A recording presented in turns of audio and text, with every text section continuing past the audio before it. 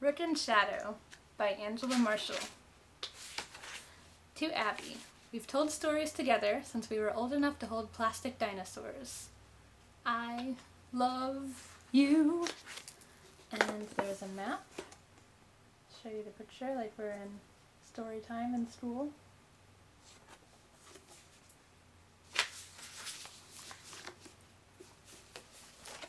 The Fairy Snow, from the History of Salaria.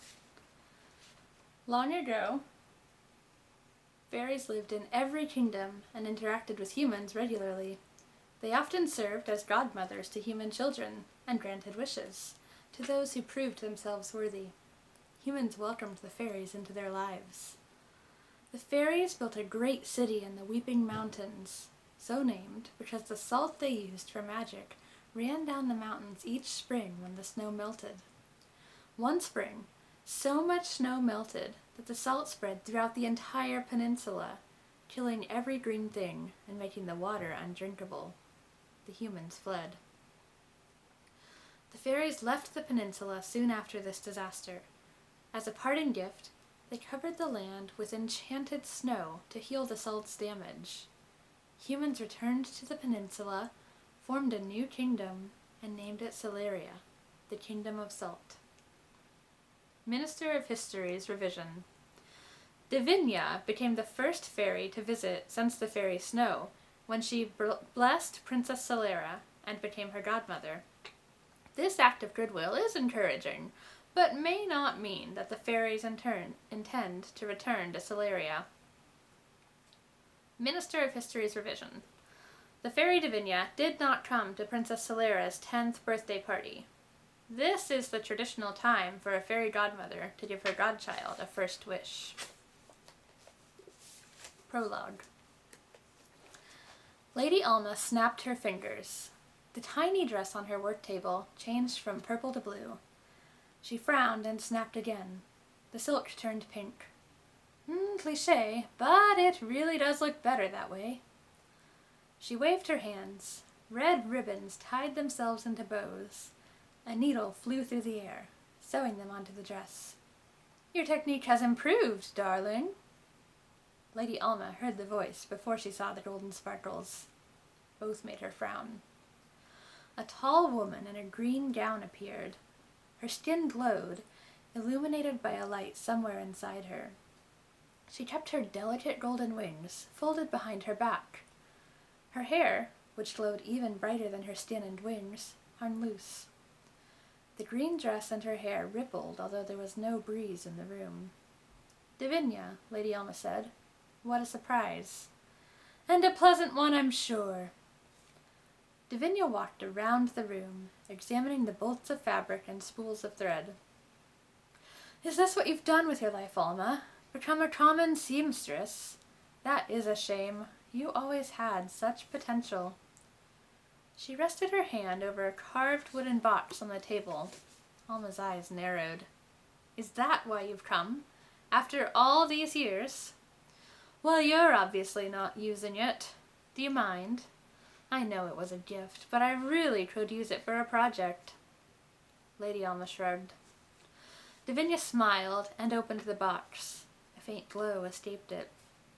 She pulled a silver necklace out, weighed it in her palm, and tucked it into the folds of her skirt. The door opened. Lady Alma, are you ready yet? The woman stopped and stared at the fairy. Divinia stared back. Lady Alma's lips twitched upwards into a smile. Your Majesty, may I introduce the fairy Divinia? Divinia, this is Queen Ingrid of Salaria. The queen smiled. Oh, you've actually come. Of course I hoped, but I never thought you'd actually... Oh, Nicholas will be so surprised. She clasped the fairy's hands in her own. Divinia shot Alma a questioning look. Alma's smile widened. I'm sure you have a lot to discuss. I'll just take this down to the nursery. Please do, Alma. The colors are perfect. Lady Alma curtsied and left the room. Divinia gulped. As you, said, Your Majesty. I have come. The queen giggled. Oh, it is marvelous. They said it wouldn't work, but I had to try. And it has paid off? The words sounded more like a question than Davinia intended. As soon as I realized I was pregnant, I wrote a letter to the fairies. Nicholas said it would never reach them. Said they didn't read letters from Salaria, but I had to try. Davinia examined the queen's thin figure. And you have had the child? Only a few days ago. You're not so very late. I'm sure I can convince the historians to write that you came on the day of her birth. That sounds much more dramatic. Now, I had some names picked out, but of course as the godmother it is your right to name her. Queen Ingrid grabbed Davinia's arm and pulled her down the hallway. If you have already named her, I don't want to. Nonsense! Nicholas and I hadn't settled on anything. Lucky for us, we haven't christened her yet. A few more minutes and you would have been too late. Nicholas, this is the fairy Davinia. She's here to bless our daughter.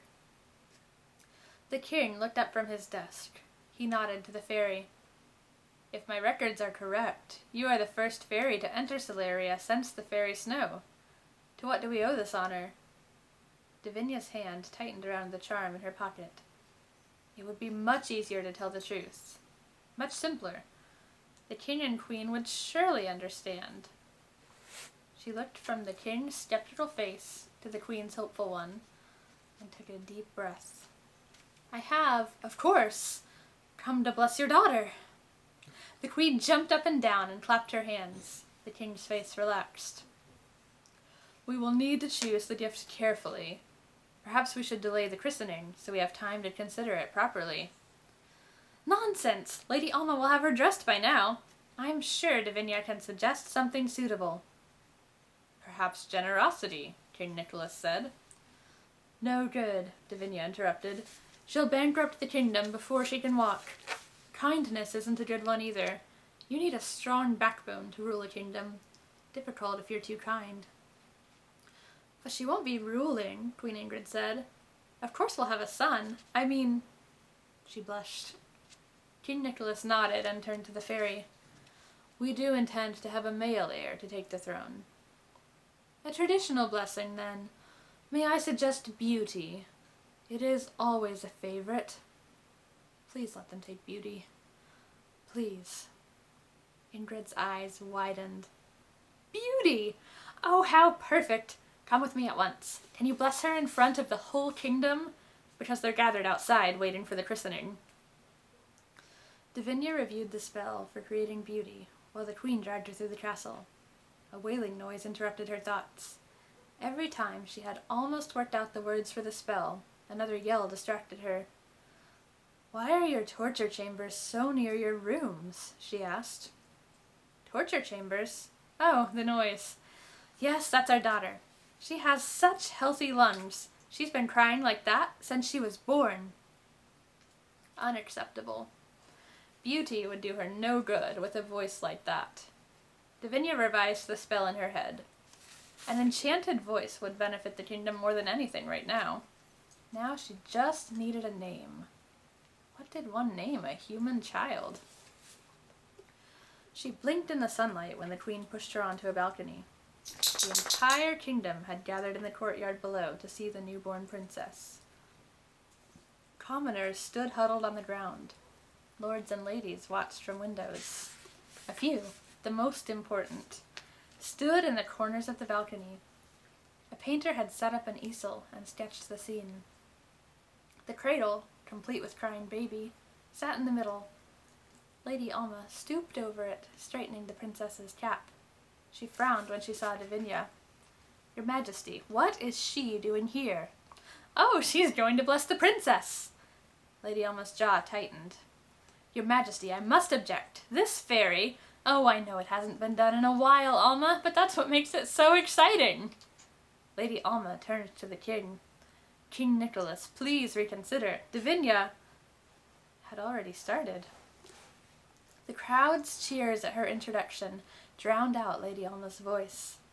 Davinia picked the baby up awkwardly and snapped her fingers. Golden dust and sparkles filled the courtyard.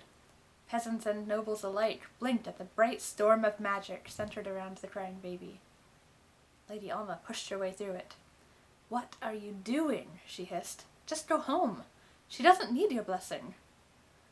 Don't be jealous, Alma. Just because you didn't appreciate my work doesn't mean others won't. Now stand back. You don't want any of the beauty to land on you.